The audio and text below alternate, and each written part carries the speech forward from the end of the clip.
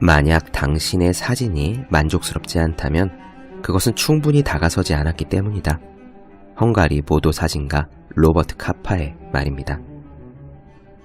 가난한 집에서 태어난 소년이 있었습니다. 어린 시절 폐결핵을 앓으며 고생했던 그는 중학교에 2번, 대학에 1번 낙방하며 실패를 겪었습니다. 그렇게 겨우 들어간 곳이 지방대학. 그는 미래를 도모하기 위해 열심히 공부를 했지만 취업은 여의치 않았습니다. 그러던 중 간신히 교수님의 소개로 작은 중소기업에 입사는 할 수 있었어요. 문제는 그곳이 월급도 잘 나오지 않는 도산 직전의 회사였다는 것입니다. 앞날이 창창한 직원들은 다른 직장을 찾아 떠나갔고요. 남은 사람들은 흉흉한 분위기에서 우왕좌왕하는 것이 일과였습니다. 그 역시 나는 무얼 해도 안 되는 사람인가 하고 스스로를 자학했지요. 그런데 그가 인생을 역전시킨 것은 그 순간이었습니다. 인생 역전의 비결은 마음가짐에 있었어요. 그는 자신의 마음을 바꾸기로 했습니다. 그리고 인생에 한 발짝 더 다가섰습니다. 일본인이 가장 존경하는 현존 기업인 교세라 기업의 창업주, 80의 나이에 파산 위기에 처한 일본 항공에 투입되어 1년 만에 흑자로 전환시킨 경영의 신, 이나모리 가즈오의 이야기입니다. 그의 젊은 시절은 실패와 방황으로 가득했습니다. 그런 그의 현실을 바꾼 것은 필사적으로 다가서려는 무조건적인 결심. 여러분의 현실은 어떠합니까? 인생 역전을 원한다면 지금 여러분이 해야 할 일, 바로 공부에 필사적으로 다가서 보는 것은 어떨까요? 365 공비타민 인생 역전의 비결의 한 대목으로 시작합니다.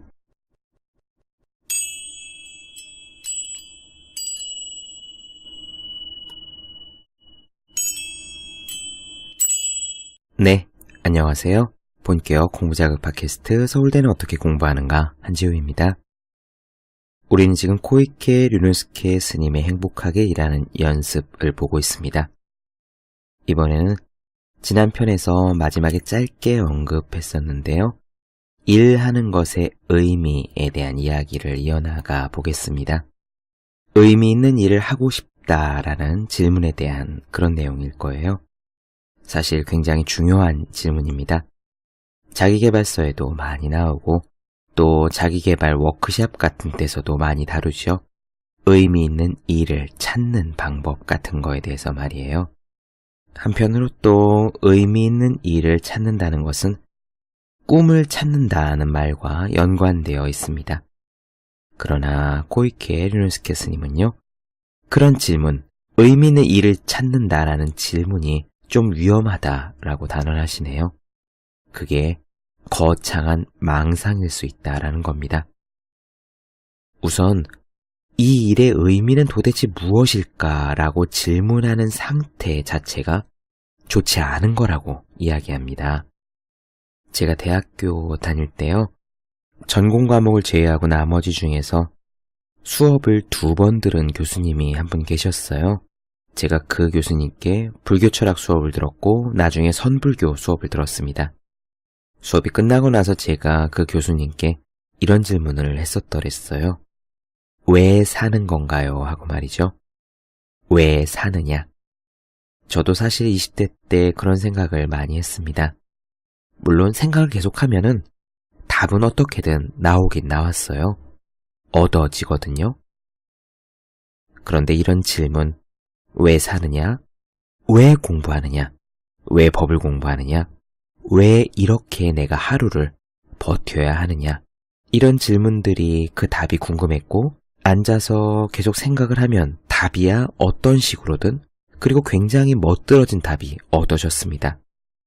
그런데 왜 사느냐라는 질문에 대해서 교수님이 뜻밖의 이런 답을 해주셨습니다. 그건 좋은 질문이 아니다 라고요. 그런 질문을 던지는 저의 상태 자체가 좋지 않다는 겁니다. 좋지 않은 상황, 나쁜 기분, 그런 상태에서 도피로 인해 나오는 질문이다라고 바로 단언하시는 거예요. 그래서 질문을 바꿔야 된다고요. 왜 사느냐가 아니라 어떻게 살아야 하는가로 바꿔야 된다라고 말입니다. 지금 이 일에 더 잘 집중하려면 어떻게 해야 되지? 지금 이 일에서 더 즐거움을 찾으려면 어떻게 해야 되지? 라는 질문이에요. 이렇게 관점을 바꾸어서 질문을 하면은 쓸만한 답이 얻어지고 그것을 적용하다 보면은 상태가 좋아진다고 했습니다. 기분이 좋아지고 괜찮은 컨디션이 돼요. 그러면은 그 상태에서는 고통과 불만이 사라진 상태에서는 왜 사는가라는 질문을 하지 않게 된다라고 하셨던 기억이 나요. 왜 사느냐라는 질문을 할 필요가 없는 상태가 되는 거죠. 또 한 가지, 이렇게 자리에 앉아서 우리가 왜 사는 걸까, 삶의 의미는 무엇일까라고 곰곰이 생각하다가 답을 얻잖아요. 저도 나름 이런저런 멋들어진 답들을 혼자서 끄집어내곤 했는데 그렇게 나오는 답은 마치 모래 위에 쌓은 성과 같아서 아무 의미가 없다고 했습니다. 그냥 허황된 생각이라고요. 진짜 컨디션이 좋은 상태에서는 일을 즐겁게 하고 있고 내 일에 집중하고 있는 상태에서는 왜 일하는가 따위를 묻지 않아도 저절로 문득문득 일하는 의미를 깨달아진다고 했습니다. 그리고 그렇게 깨달은 의미들은 사실 거창하거나 대단하지 않아요. 사소한 것, 작은 것, 아주 조그만 것 하나하나가 그 일에 집중하고 있는 사람에게는 집중해야 할 충분하고 커다란 의미가 된다. 저는 그렇게 배웠는데 시간이 지나갈수록 곰곰이 생각해보니 그 말이 맞는 것 같습니다. 솔직히 말씀드려서 저는 이 팟캐스트를 지금 1년 4개월째 하고 있지만 한 번도 내가 이것을 왜 해야 하는가라는 질문을 스스로에게 던진 적이 없어요. 제가 제 블로그도 몇 년째 써왔고 에세이도 혼자서 200편 넘게 썼지만 그걸 쓰는 동안 한 번도 왜 이걸 써야 하는가라는 생각을 해본 적이 정말로 없습니다. 즐거워서 하는 일, 내가 좋아서 하는 일은 그런 질문을 던질 새가 없어요. 그냥 어떻게 하면 더 잘할 수 있지? 라는 질문을 던질 뿐이죠. 일의 의미에 대한 이야기 이어가 보도록 하겠습니다.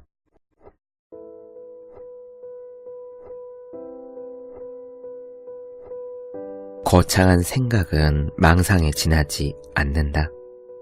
내가 좌선을 하며 마음을 훈련하기 전의 일이다. 당시에 신세지고 있던 절에서 안내장 발송과 라벨 붙이기 작업을 몇 번 부탁받은 적이 있다. 내면이 성숙하지 못하고 오만한 자존심에 가득 차 있던 나는 왜 내가 라벨을 붙이는 이런 한심한 일을 해야만 하는 거지?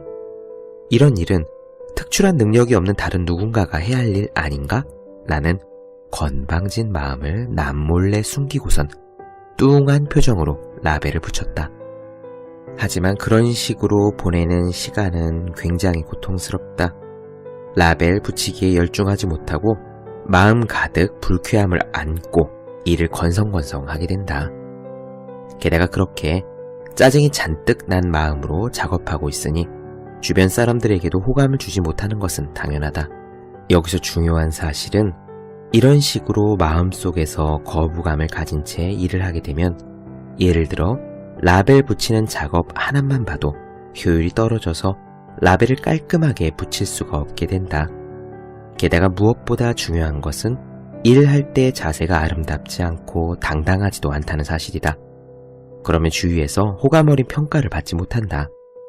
사람들 사이에서는 이 정도의 일조차 착실하게 해내지 못하는 미숙한 인간에게는 결코 중요한 일을 맡길 수는 없다라는 분위기가 조성되어 버린다. 한번 바꿔서 생각해보자. 왜 내가 이런 일을 해야만 하는 거냐고 이렇게 외치고 싶은 분노의 번뇌 에너지는 이런 일을 내가 하는 것이 무슨 의미가 있지? 라고 번역할 수 있을 것이다. 즉, 의미를 묻는다는 사실은 그 자체로 어떤 오만함을 동반하고 있다. 그런 오만함 때문에 주위에 불쾌감을 줄 뿐더러 그 전에 이미 자기 스스로 불쾌한 기분을 느끼고 있다. 자신의 몸에서 수많은 불쾌 물질이 분비되어서 괴로워지니까 상당히 어리석은 생각이라고밖에 말할 수 없다. 일하는 의미가 무엇인가 라는 손에 닿지 않고도 거창하면서 고매한 철학적 사고는 도움이 되기는커녕 자신에게 해가 되는 뇌 속의 망상에 지나지 않는다. 네, 이 부분이요. 읽다가 저도 사실 빵 터졌습니다. 라벨 붙이는 작업이라고 코이케 류노스케 스님이 자신의 경험을 이야기했는데 그게 뭔지 저도 정확히 알거든요. 또 왜 저런 생각을 했을지도 정확히 알고 있습니다. 라벨 붙이는 작업은 저도 꽤 해봤던 작업이에요. 회사에서 4년 동안 있었던 부서에서 연하장을 담당했었거든요. 연말이 되면 CEO분이 보내는 연하장이 수백 통이 되었습니다. 그러면은요, 그 연하장 편지지를 수백 통 인쇄하지요. 주소 목록을 갖다 놓고 스티커를 수백 장을 만듭니다. 스티커를 떼어서 편지봉투 수백 장에 붙이죠. 그리고 그 편지봉투 안에 편지지를 3번 접어서 하나하나 일일이 집어넣고 그 편지봉투에 풀칠을 해서 닫습니다. 그리고 우체국에서 우표를 사다가 그 편지지에다가 일일이 다 붙여야 했어요. 코이케 류노스케 스님이 했던 라벨 작업이 몇 통이나 되는지 모르겠지만 하여튼 얼마가 되었든 저도 그건 못지않게 많이 라벨 작업을 해봤습니다. 그래도요, 저는 다행히 그 당시에 이렇게 무의미한 일을 이라는 생각은 하지 않았습니다. 저는 그 전부터 이렇게 단순 작업할 일이 있잖아요. 그러면은 그것을 오히려 게임처럼 생각하는 그런 습관이 있었거든요. 어차피 해야 되는 단순 작업이라면은 최대한 정확하고 빠르게 라는 목표를 가지고 그냥 게임처럼 부지런히 하는 겁니다. 어떻게 보면 코이케 류노스케 스님이 이야기한 그 순간의 일에 집중하는 것의 다른 표현이라고 볼 수도 있겠죠. 그런데 정말 그게 게임이라고 생각하고 최대한 정확하고 빠르게 단순 작업을 하면은요, 그러면 그게 또 재미있어요. 진짜 그렇습니다. 우리가 왜 살다 보면은 단순 작업을 해야 할 때가 많이 있습니다. 해야 할 일이고 피할 수 없는 일인 경우가 정말 왕왕 일어나죠. 그럴 때는요, 솔직히 이야기해서 최대한 즐겁게 하는 것이, 최대한 즐겁게 할 수 있는 사람이 현명한 사람입니다. 피할 수 없다면 즐겨라 라는 말은요, 의무적으로 주어지는 단순 작업 앞에서 정말 진리나 다름없다고 그렇게 생각을 해요. 계속 이어나가 보겠습니다. 만족감과 충실감을 느끼면서 일하고 있는 사람은 굳이 거창하게 일하는 의미에 대해서 생각하지 않는다. 다만 남들이 물어봐서 생각할 기회가 생긴다면, 그렇죠, 생각할 기회가 생기면 그때 생각하는 겁니다. 혼자서 왜 이 일을 해야 할까라고 질문을 던지지 않습니다. 이렇게 남들이 물어봐서 생각할 기회가 생긴다면 긍정적인 사고를 거친 후에 대답해 줄 수는 있을 것이다. 그런데 그런 긍정적인 마음가짐을 통해서 나온 일하는 의미는 이미 본인이 실제로 실현한 것들에 기반을 두고서 나온 것이니 허공에 붕 뜬 이야기도 아니고 거창하지도 않다. 오히려 소소하다고 느껴지는 내용을 담고 있다. 예를 들어서 가족을 부양하기 위해서 열심히 일한다든가, 집에 몸져 누워있는 아픈 여동생의 병원비 마련을 위해서 열심히 일한다든가, 세상을 보다 좋은 방향으로 바꿔나갈 수 있는 책을 지금까지 몇 권이나 만들어냈다라는 실제 자신의 경험에 기초한 이야기를 들려준다. 네, 이렇게 지금 코이케 류노스케 스님이 일하는 것의 의미에 대한 몇 가지 예를 들어주셨는데요. 이것보다 더 사소한 것들도 저는 얼마든지 있다고 생각합니다. 저 같은 경우는 회사에서 일의 특성상 오탈자를 잡아내야 할 일들이 있거든요. 교정교열을 보는 거예요. 그런데 이 오탈자라는 게 집중해서 보지 않으면은 그냥 휙휙 지나가면은 정말 눈에 들어오지 않습니다. 나중에 오탈자가 났다고 신고를 받아서 그 페이지를 펼쳐보면은 귀신이 고칼 노릇이에요. 제가 볼 때는 진짜 없었거든요. 그런 오탈자가 나중에 발견되곤 합니다. 그런데 이렇게 오탈자를 집중해서 봐야 하는 이유, 거기에 최선을 다해야 되는 의미가 무엇이냐라고 저한테 누가 혹시 묻는다면요. 저는 그냥 좀 민망해요. 나중에 오탈자가 발견되는 것, 그래서 이 페이지를 보는 전국의 수많은 학생들이 그 오탈자를 인식한다는 거, 그냥 그게 조금 민망합니다. 왜 이렇게 눈이 빠지게 오탈자를 보느냐라고 누가 묻는다면 저 같으면 그렇게 대답할 것 같거든요. 이렇게 일하는 것의 의미, 지금 하고 있는 일의 의미는 사실 실제 체험에 근거한 것이면 절대로 거창하지 않고 오히려 사소할 수 있다는 거. 여러분들께서 지금 하고 계시는 일과 공부에 어떤 의미가 있는 건지 한번 스스로에게 물어봐 주시면 좋을 것 같아요. 마지막 문단 좀 더 이어서 읽겠습니다.